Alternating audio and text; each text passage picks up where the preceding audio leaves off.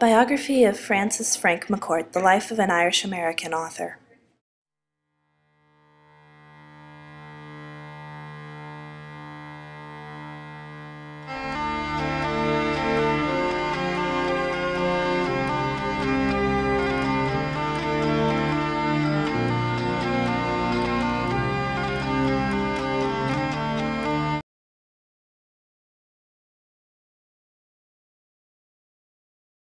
Frank McCourt was born on August 19, 1930 in Brooklyn, New York, to Father Malachi McCourt, 1901 to 1985, and Irish Catholic mother Angela Sheehan, 1908 to 1981. Frank McCourt lived in New York with his parents and four younger siblings: Malachi, born in 1931, twins Oliver and Eugene, born in 1932, and a younger sister, Margaret, who died just a few weeks after birth in 1935. Following this first tragedy, his family moved back to Limerick, Ireland, where the twin brothers died within a year of the family's arrival, and where Frank's youngest brothers, Michael and Alfie, were born.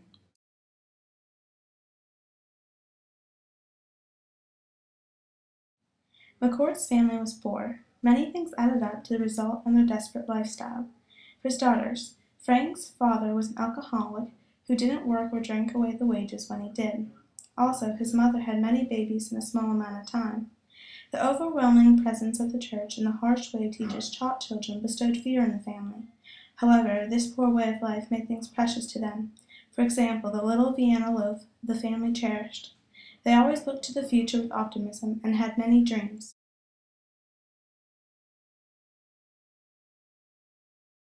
Frank's first book was bought for him by his mother. It was School Days by Tom Brown. She bought the book at a store in Limerick. It was a cheap pulp book, but Frank loved it.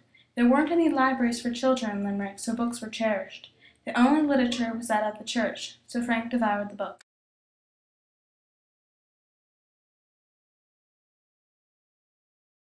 Frank went to Lamy's National School.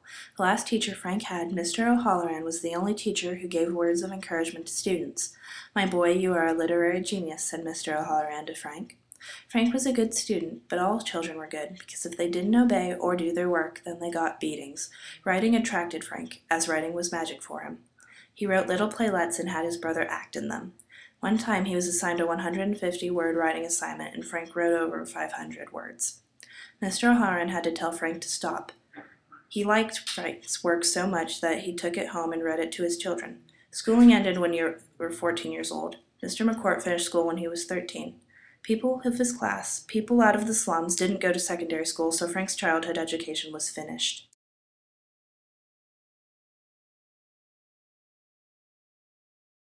When Frank was 14, he got a job at the post office delivering telegrams. He started as a temporary telegram boy. He delivered telegrams all over Limerick, which had 55,000 people, for 2 years. In order for him to be a permanent telegram boy, he had to pass an exam. A permanent telegram boy would get a pension and a uniform. So after 2 years, Frank went to take the exam, but when someone handed him the test, Frank replied, "No, no," and went home.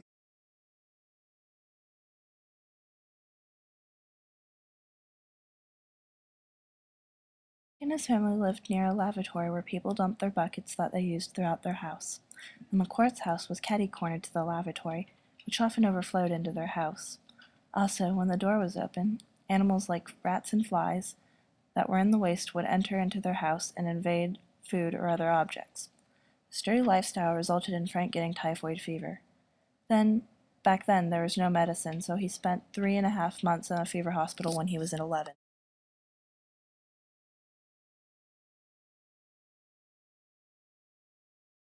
In October of 1949, Frank left Ireland.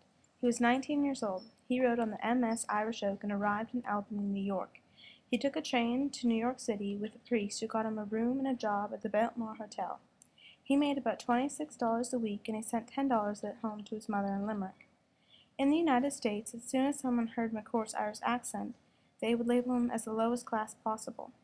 In Ireland, I was just a low-class type, but here I'm a low-class Irish type. An Irish low-class type, said Frank McCourt.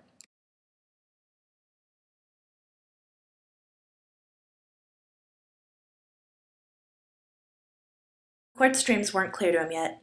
He thought that having an office job would be nice, just making little decisions and working with papers. Then at 5 o'clock he would go home. He'd meet a gorgeous girl and they would get married and have kids. They would live on Long Island and go to Mass on Sunday. However, reality was different. In 1951 he was drafted during the Korean War and was sent to Bavaria, Germany. He was there for 2 years training dogs and then was a clerk. After his discharge, he was returned to New York City, where he held a series of jobs on docks, in warehouses, and in banks. "I'm a victim of history in Ireland, and I'm a beneficiary of history in America," said McCourt, who was grateful that he was drafted and got away from the low-class life.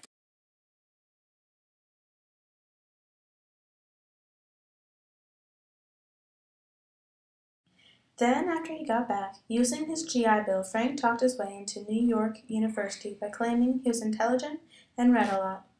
He was allowed in on 1 year's probation. When he was in college, he was assigned to write one object in his childhood.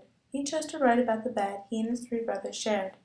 His professor was stunned at McCourt's work and read it to the class. McCourt thought they would be disgusted, but instead it sparked interest in his classmates. He graduated in 1957 from New York University with a bachelor's degree in English.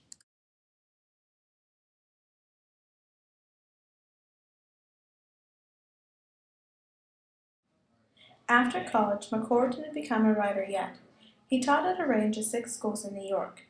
First, he became a teacher at McKee Vocational and Technical High School in Staten Island, New York. None of his students were interested in what he had to say. He had to clench their interest. McCourt had no clue what to do, not having a high school education himself.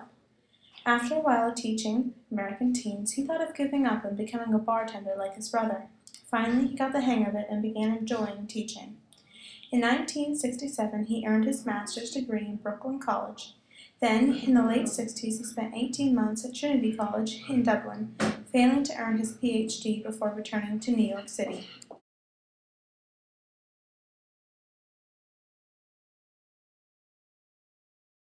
The memoir Angela's Ashes ultimately began with his bed composition. Ideas were forming all the time, but he didn't trust himself with them. After struggling with it for a while, he put it away. His students would ask him about his life, and he would avoid the question by saying, "You should write a book." According to Frank, saying you're going to write a book is like saying you're going to run a marathon. You've got to train for months. He wrote the first 20 pages in past tense, then he started the next page in present tense. He continued to write that way. The book hadn't sold well. He would have continued teaching. He was expecting to die at the front of the classroom, but instead, Angela's Ashes sold 27,000 copies.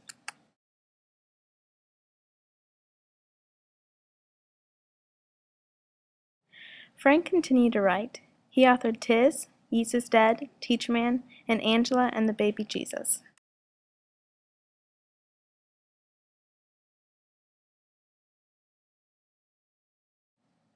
McCourt was first married in August 1961 to Alberta Small, to whom he had a daughter, Margaret.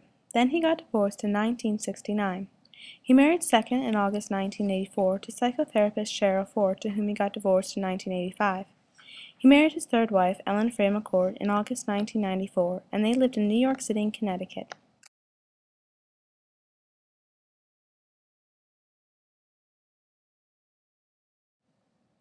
It was announced in May 2009 that McCourt had been treated for melanoma and that he was in remission, undergoing home chemotherapy. Frank McCourt died from complications with melanoma on July 19, 2009, at a hospice in Manhattan. He died a month to the day shy of his 79th birthday.